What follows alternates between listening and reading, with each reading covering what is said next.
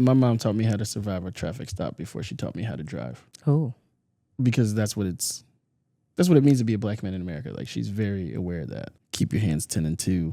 Be respectful with your tone. And the more you grow, you recognize that these are really just survival strategies. And so it's interesting that the rest of the world is learning about this. The rest of the world is catching up to the conversations that black parents have been having with their kids for generations in this country.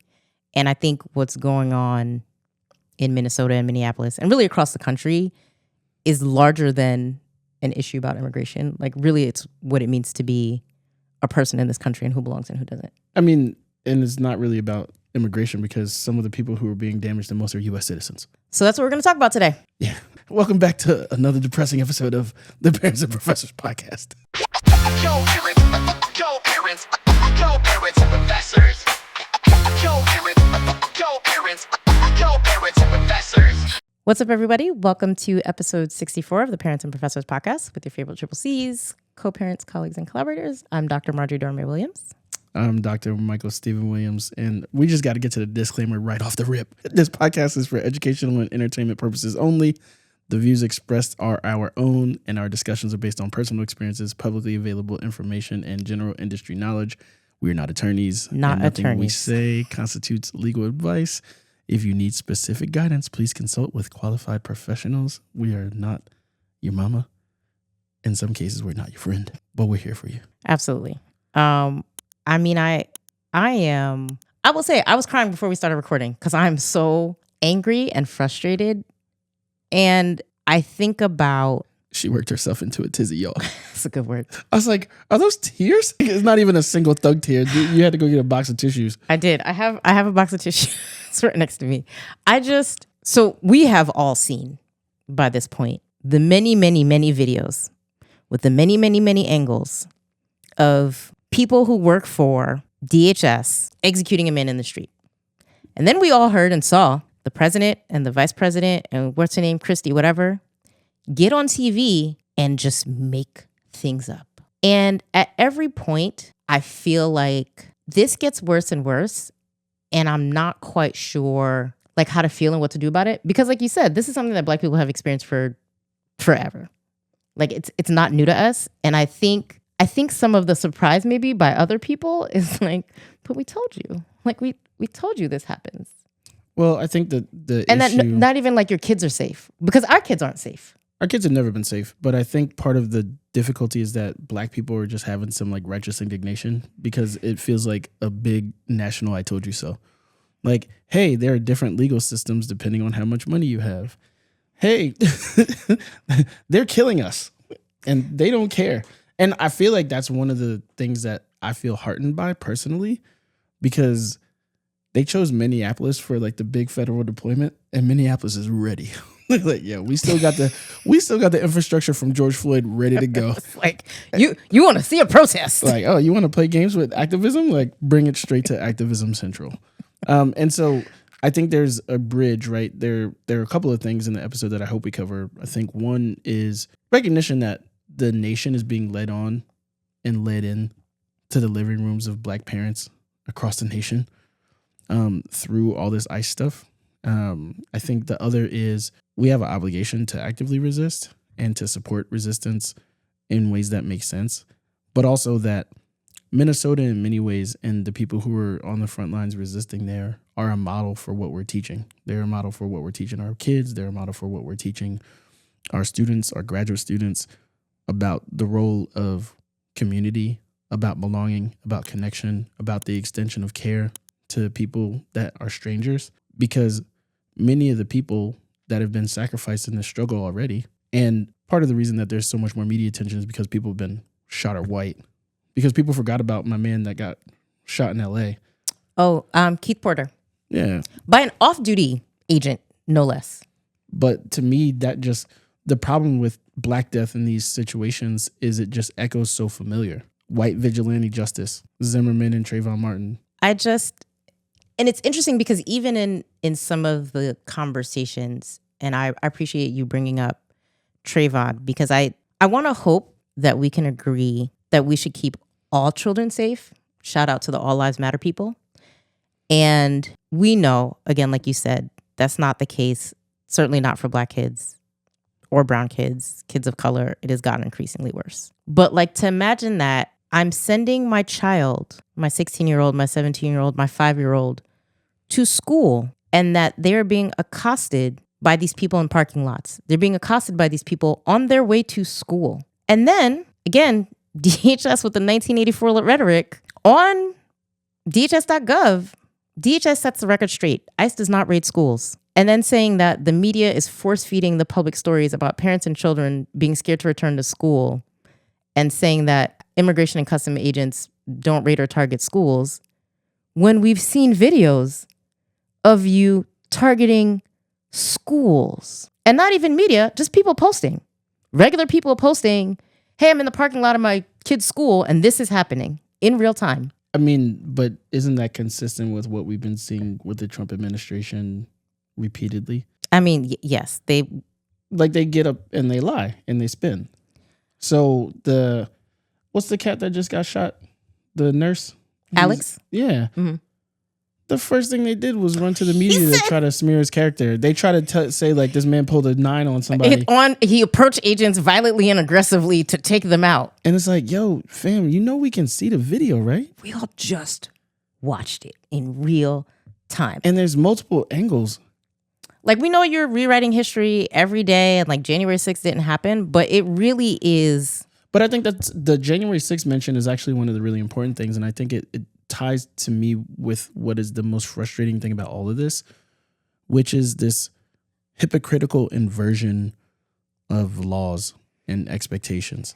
So somebody who's trying to protect a woman from ICE agents is lawless and trying to kill people and is having their character smeared. But the insurrectionists who attacked the Capitol on January 6th, literally attacking our democratic institutions, attacking police officers, are patriots and worthy of pardon. I think that tells you plenty. And the dehumanization that's so prevalent that you could see that information and still come away in support of what's happening. Like, you have to suspend reality, essentially.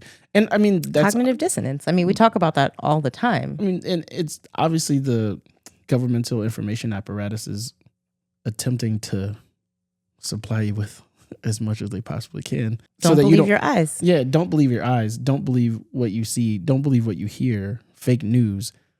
The repetition of those mantras is designed to sow the type of distrust that lets them feed you bullshit. I'm really concerned that, and there's so many reasons for this, and we're not going to get into this episode, but there's not consent about what is happening, right? And even with watching the video, or maybe not watching it, right? That there are people who are saying things like, this group is my favorite. Well, why did he bring a gun to a protest? You mean like your hero Kyle Rittenhouse? Why did? Okay, cool. Or, well, you know, you shouldn't confront law enforcement, like the folks on January 6th. I mean, so much of it is built on hypocrisy, though. So the people who would decry the murder of Charlie Kirk and who were trying to have him be a national martyr, worthy of right hand of Jesus, like worthy of MLK, right? Like some of the conversation had was, you know, we should lionize this person and we should put them on the same pedestal that we put actual civil rights leaders. Like people who were actively trying to deny people civil rights, we should lionize them in the same way. But murder is murder. I didn't want Charlie Kirk killed. Nobody did. And nobody was like, oh, good. That wasn't the conversation at all. But nobody rushed to the media to smear Charlie Kirk's character. Oh, no. But they did with Renee. They did with Alex. And I really worry about what happens next, right? And so people are like, yeah, you know, the midterms and whatever else. The midterms are very far away. That's so far away from now. That's November, fam. That's a lifetime. We just went through a year that felt like 7 years. This month felt like 7 years. This is February. This is true. The snowstorm didn't help. And I think the thing too for me is, as a parent watching all of this, so I look at the situations of children, right? Like, and I went to go find his name. So Liam Ramos, the little baby with the cute blue hat who was being taken away by ICE agents. Like, I'm so dumbfounded as to how you can see that and justify it. He's a child. He's a 4 or 5 year old kid. He's not. That's somebody taking away Maya. Yeah, but And that people are, again, like cheering for it and supporting it, despite the fact that this violates or should violate the things that we say we believe in. Yeah, And unfortunately, it makes perfect sense to me because it's all founded on dehumanization. And so the people who are cheering that don't see that child as a human being. They don't see that child as a U.S. citizen. They don't see that child as somebody who's worthy of the protections of the law. I feel bad for those people. I don't know what to feel. There's a lot of feelings. There's a lot of big feelings. So I think the difficulty, and I can only share my personal sense. So things to know about me. I'm a military brat. My mother served in the armed forces. She was in the Navy and the Air Force. I'm not opposed to violence for good causes. Like violence to defend, violence to support, violence to protect. Yeah. If somebody came in here threatening us, I would expect protection. You wouldn't even have to expect it. You right. Just know that's gonna that happen. would be what you would do. And so there's a part of me, the like vindictive part of me, that wants to beat the shit out of dumb people who think this is okay. But like cycles of violence need a stopping point. And I'm not sure that violence begetting violence in the current situation is what we need. Like we need more people who care. We need more people who are doing what the citizens of Minneapolis are doing. Yes. Which is figuring out ways to care for, support, and uplift their community without perpetuating additional violence. But as with most peaceful resistance, it takes a long time. I think my concern about that is how much we forget, like how quickly we forget. We forget our own history. And one of the points that was made about what's happening now, so, there's this parallel to Nazi Germany. Like that is a go-to. And for obvious reason, right? It's an easy, you don't need Nazi accessible Germany. example. But I think the problem with the Nazi Germany comparison is that people, and you're right. So I hear the arc that you're building. So like the arc is like, hey, we've seen this before. Like, they came for the XYZ and then they came for me, right? Everyone's favorite poem right now. Like, yeah. Everybody loves that. The issue is that we don't have to go that far back. Yes. We got Rwanda. We got Myanmar. We have Hungary. We have Poland. Like these things are recent. We have the United States of America. And I'm so glad that I found this. It was from the National Endowment for the Humanities. And it is them citing from a book. So from Daniel J. Scharfenstein, I might have pronounced that incorrectly. The link will be in the show notes. The Invisible Line. And it talks about the history of 3 families in America across generations, all around and revolving around race, racism, colorism in America. And there's a passage from it that I'm like, yo, you copy paste. So it talks about this individual, so Wall, had been raised by Quakers, but the idea that he, his wife, and their children could be kidnapped and taken south, and that the government and courts had every incentive to abet such a crime was enough to drive him to contemplate violence. And then it goes on to talk about the fact that, so the book is about, this piece of the book is about slave catchers. And they would come into communities and towns and neighborhoods, including in the North, including in free states and cities, and terrorize people. That's what they did. There's a legal terrorist organization. The KKK still is. David Duke was a part of the first Trump administration. They're going through a rebrand. Like, it's not that far off, and I think that's the problem, right? So one of the problems that the problems are myriad, but I'm kind of tickled right now about. I don't want to appear too insensitive. Go ahead. Let's keep it real. But oh my goodness, there are white people twisting themselves in knots because they're getting treated like black people. They're like, I can't believe this is happening. This is America. It's like we've been telling you about this for years. Have you seen the SNL skit? Yo, of course I've seen the SNL skit. Yes, it's like you can link to it in the show notes. We will also put that in the show notes. But I think that's the dangerous thing is we don't have to think about fear of federal violence, of violation of our civil rights, of the danger of simply being the wrong color in the wrong place, the dangers of driving racial while black, profiling, right? Even things before Uber. I remember the greatest thing that Uber has offered us as an invention is I don't have to try to catch a taxi as a black man in New York on the late night. Oh my gosh, the worst. Right? Like all the ways that you're profiled, all the ways that your identity is used as a cudgel against you to make your life inconvenient, to make your life more dangerous. And I am amazed. Like the fear of the government, the fear of the police, the fear of law enforcement has never been abstract for us. No.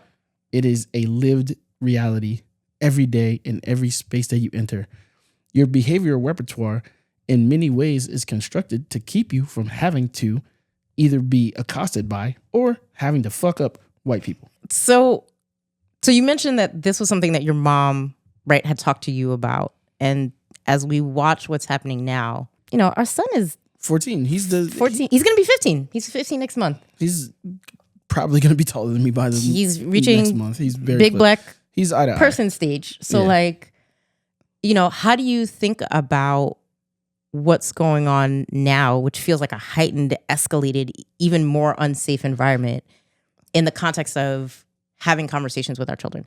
And when I say our children, obviously I mean our black children, but I do think this is a conversation for parents, period. It's not just our black children. It's also my half Latina child too. Oh, well, she, Like, Maya will say she's black. Maya is black.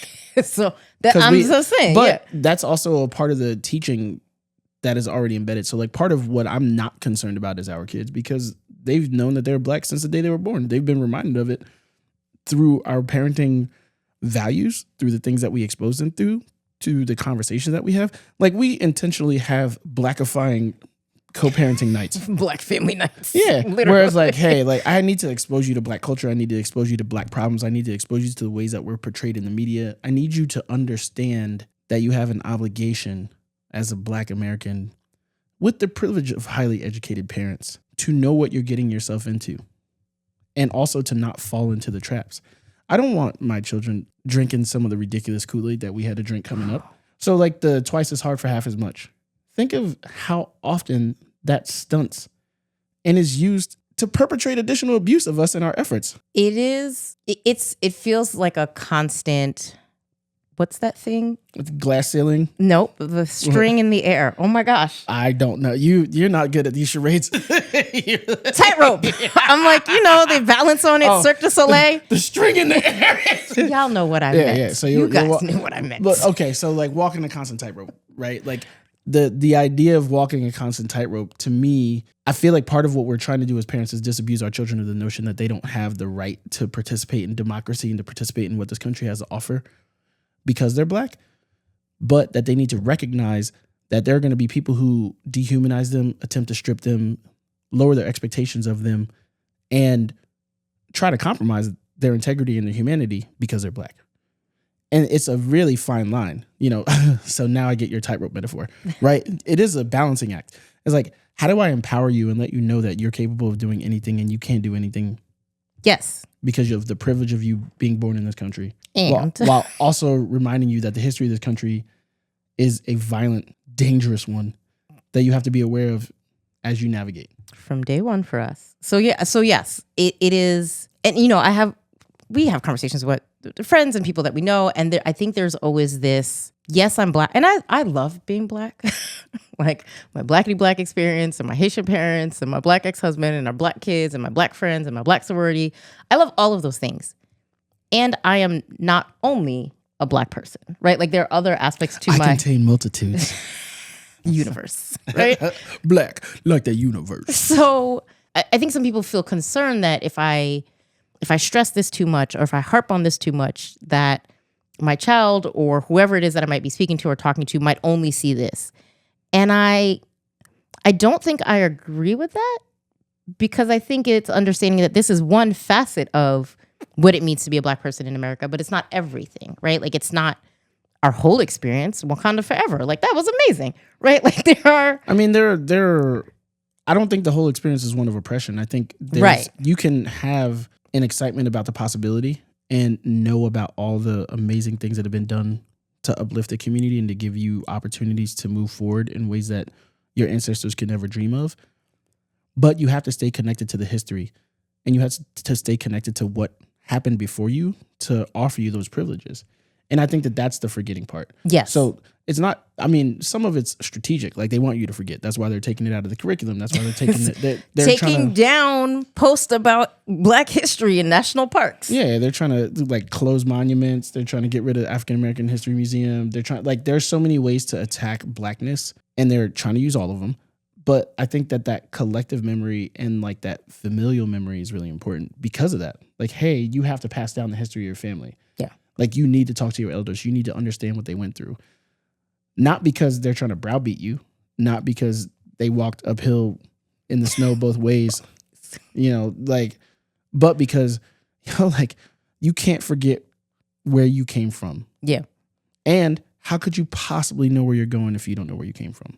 And again, there are so many parallels between what we're experiencing now and the history of Black people in America. And so, Black people in Haiti. I mean, same thing. And I was watching a one of the like social media advocacy people that I follow, and he mentioned that he was in a bar, and he said, what did he say? He said, I know I present as conservative GOP, so I have to like put people at ease when I show up in spaces. He's like a big, long white bearded dude from like Alabama. And so he's in Minneapolis, and he's at a bar, and he's talking to the bartender who happens to be a Hispanic man. And, he's like, I was out all day protesting. And so they're having a conversation, and you see him getting worked up, and he looks and he goes, and he told me that, I just became a citizen and I have to carry my passport and my papers. And I'm like, that's awful, but not new, because let's go all the way back. Free Black people in this country. So like, it's funny. We don't have to go to Germany. I happen to just revisit Dave Chappelle's early special, the one where he does like the Oscar the Grouch, and it's like, spread your cheeks and lift your sack.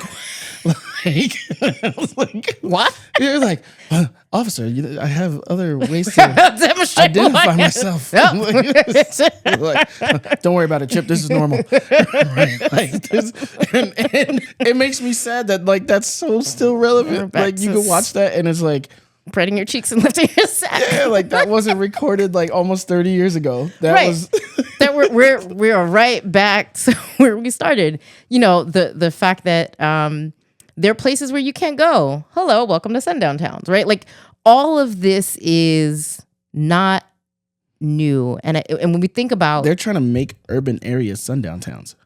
Essentially, where are you safe? Where are you not safe? Knowing where law enforcement is waiting. And it is what's happening in Minneapolis with a mass federally sponsored militia.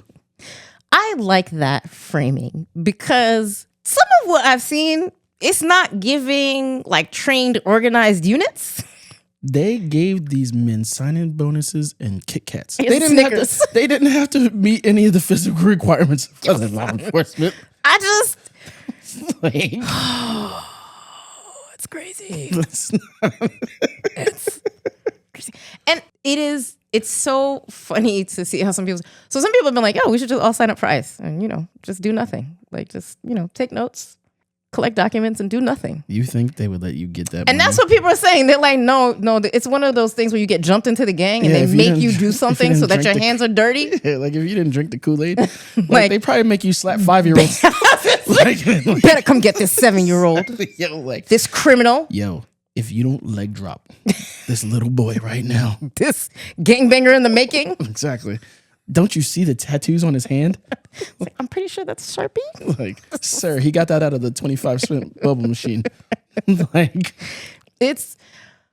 I'm glad we can laugh because it's wild, but it really is. I think there's nothing new. There's something else that I want to emphasize and that I think is dangerous because I think it often gets swept under the rug in a lot of conversations. So when we talk about being Black in America and the terror associated with that, and the fact that you have to train your family, you have to train your children, the conversations that were had with me and you and our generation were had with our parents before,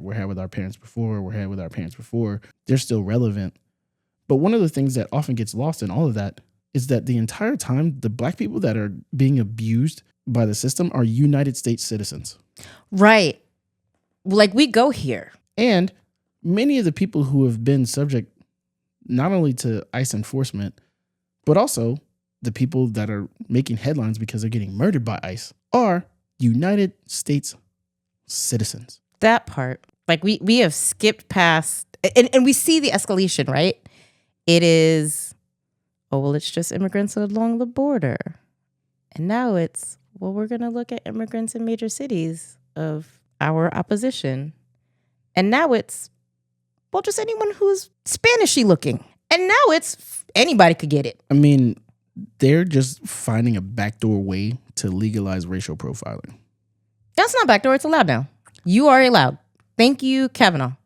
But like that's... You are allowed to take somebody's appearance, the language that they speak, the place that they work at into consideration, which is, again, really crazy because... I have a thought exercise. Yes. So if we were indeed ICE agents and we needed to profile some people and round them up, yes, how would you describe those people? Like if I was working for ICE in 2026? If we were attacking the opposition. Because I was like, anybody that showed up to the January 6th protest, I'd be like, we're going to get them, all of them. Right there.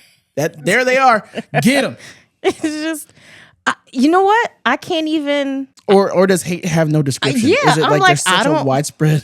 Because I know everybody in the Epstein files. I know the images. So the Epstein files that's a different class of fear for me. So I'm less concerned with billionaire playboy ridiculousness because that doesn't brush against my everyday life. This is true. I'm much more concerned with the pickup truck with guns in it and the Trump flags and the Confederate flags next to each other. Yeah. And, I think that... The Blue Lives Matter license plate.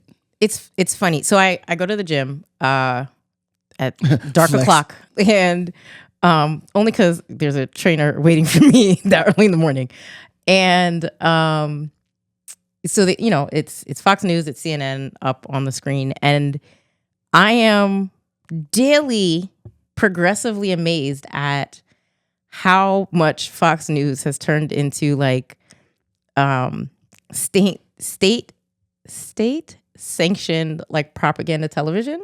It was always a propaganda machine. No. It is no. It's. Have you watched Fox recently? I also go to the gym. It's worse in Missouri. No, it's worse, Michael. It's worse. I get to see Fox News and CNN right next to each other, and like how they're covering the same story with completely different headlines. That has always been the case. But not only is it the stories and the headlines and the anchors, but in between, they're running commercials for Donald Trump. And it's things like peace and safety for all of us. And I'm like, why don't you say what you mean? For all of us white people. But it's not for all you white people now. That's what they're proving in Minneapolis. For all of us white people who agree with him and what we want, and nobody who disagrees because... And are rich. Oh, and you have to have money. That probably doesn't... market as well, I guess. The lack of actual concern for the base that put Donald Trump back in the White House. So like the lapsing of all the protections of Obamacare, for example. The fact that healthcare is going to cost more than it doesn't has. The fact that groceries are more expensive than they've been. And there's always some kind of false flagging that Trump will get on TV and try to pretend like things are better when the things that he ran on are actually worse. All of them are worse. You ran on getting us out of foreign wars. You started to drive into new... you're detaining and removing foreign leaders when you promised to get... You want the Nobel Peace Prize. Wasn't it drugs and now it's oil? Oh, but it's like the country is being run by a petty teenager.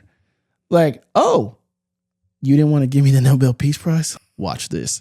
Right? Like, it's actually bananas. I do appreciate that his disapproval rating continues to climb and his approval rating does continue to decline. Not fast enough. That the line, so she has a graph up, and I wish that we'll get to the technological phase where we can show you what's on people's screens.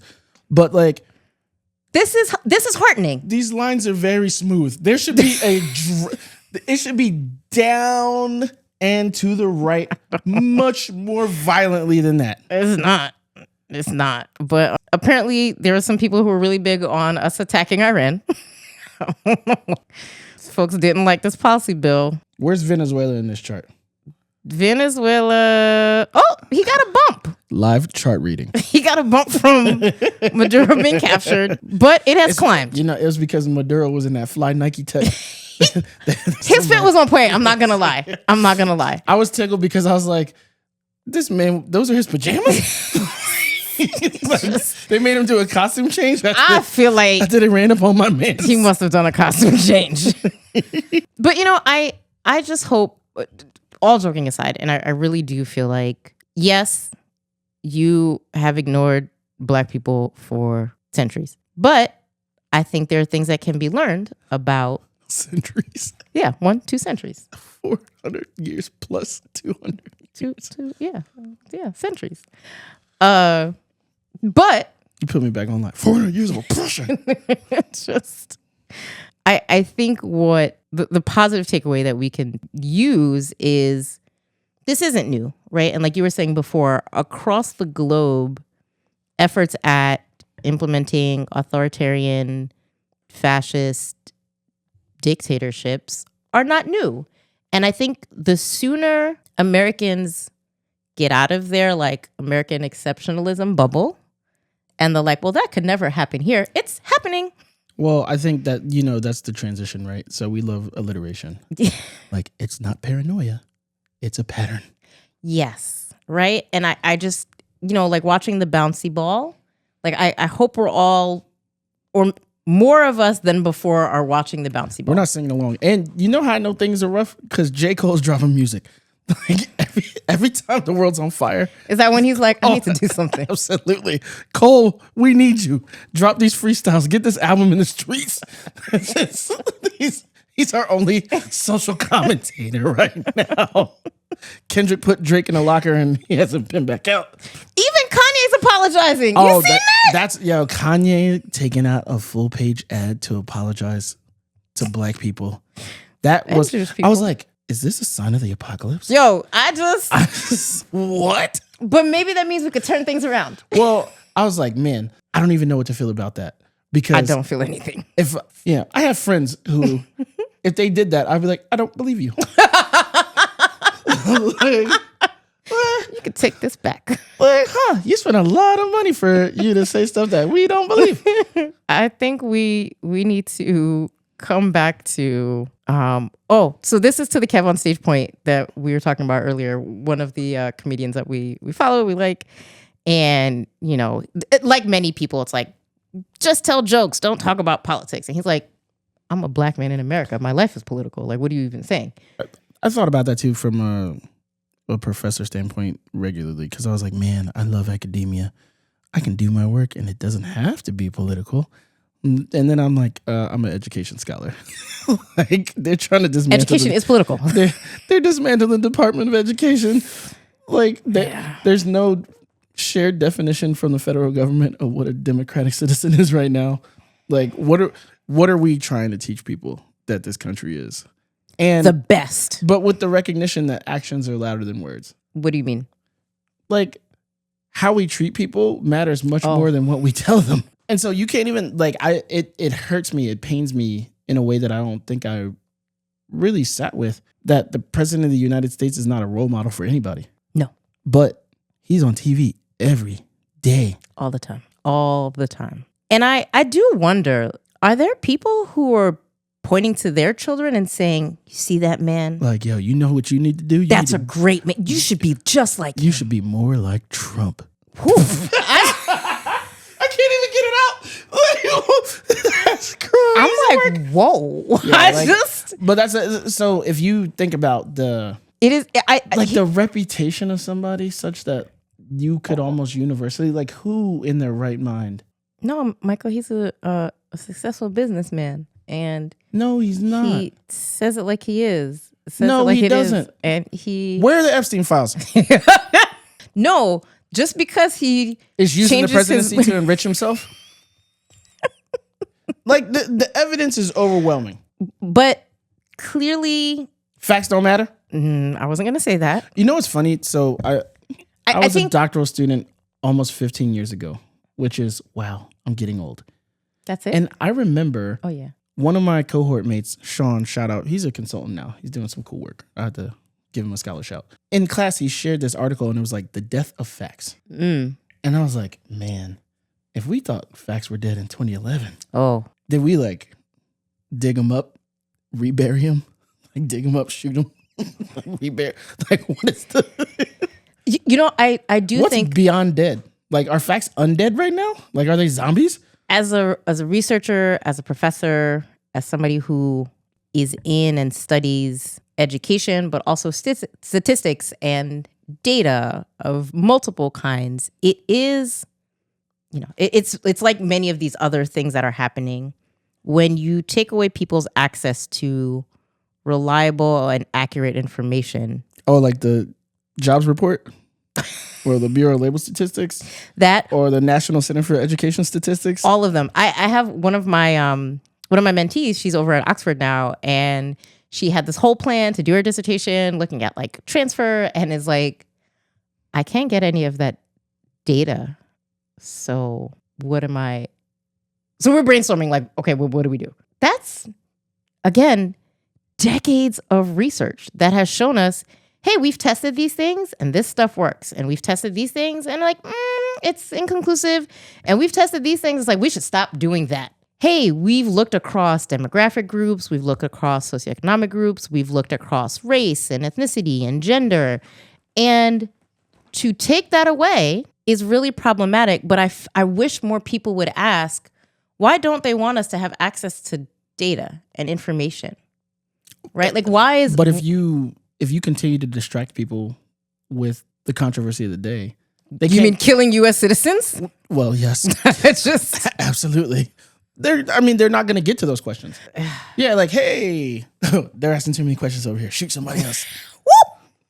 Like, that's what it feels like. That's awful. It feels like we're in a scandal. You know what we need? We need Olivia. Where's Olivia? We need Olivia Pope's dad. Oh, we need Olivia Pope's dad from Scandal to come and lay the smackdown on Trump. He would read Trump so gangster. Papa Pope would solve all of our problems. He would solve all of our problems. What is it? B613. B613. Shonda, we need you. Shonda, we need Papa Pope to do a diatribe against the Trump regime.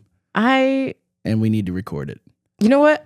I like that Pope rhymes with hope, and I want us to end on that. Yes, and you're going to end quickly, because what I really want us to do is we're going to spend an entire episode the next time talking about what resistance looks like, because we do have an obligation as people who've had many of the privileges of living in this country, the privilege of a good education, the privilege of a terminal degree, the privilege of perspective, the privilege of jobs that are relatively stable, given all the crazy things that are going on in the labor market, crazy things that are going on around the country. I think we need a longer treatment on like what to do, but also how to like keep hope alive and not want to just ostrich hide yourself. Because everything isn't for everybody. And I appreciate that there are people outside, literally in the streets and in the snow, doing the thing. Yeah, feeding people, getting groceries. There's so many ways to be. Pantries, yes. Yeah. Blowing the whistle when ICE is in neighborhoods, trying to jam people up to getting people's information, recording, and knowing that that's not safe. Like, that's not safe work. Yeah, not only is it not safe, they've demonstrated. They show you. They will kill you. Protect people, they'll kill you. They will kill you. They'll kill you. But I think that despite that, people are still showing up. Gives me hope. Yeah. Right? That people are showing up for their neighbors. You know, there was a woman who, I think we talked about it, the DoorDasher like ran into her house and they stood up to ICE and said, kick rocks. Yeah. And at first they were going to give her up because she's like, I'm scared. I have kids in the house. You know, and I think that's valid for us to feel what we're feeling. I just want us to also remember that none of us can survive alone. Like, we're a part of society. Human beings are social creatures, and that we need each other. And so with all of this going on, yes, it's crazy and wild, but at the end of the day, I think that as long as we can focus on what matters, which is our humanity, like, that's what's most important. And I think that's what Minnesota is demonstrating as well as anybody, that love and care for your neighbor and real authentic community, regardless of social address, is the greatest form of resistance that we have available to us. Right. So with that, appreciate you rocking with us on another episode of the Parents and Professors podcast. We will catch you next time. Peace. Peace. if this conversation resonated with you, do us a huge, huge, huge favor. Like the episode, subscribe to our YouTube channel, and follow us on all our socials. I actually be going crazy on Instagram, so that's the best one.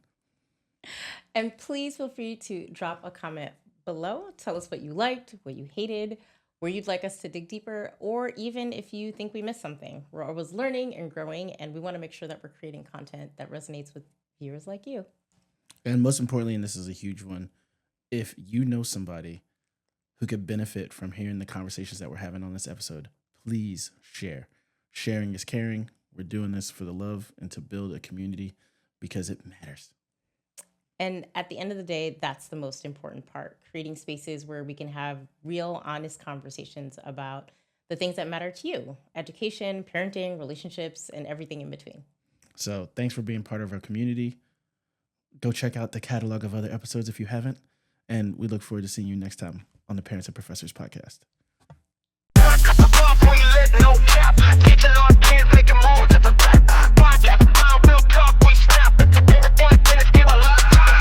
Pour a little wine, sit back and relax, discussing all the theories in the social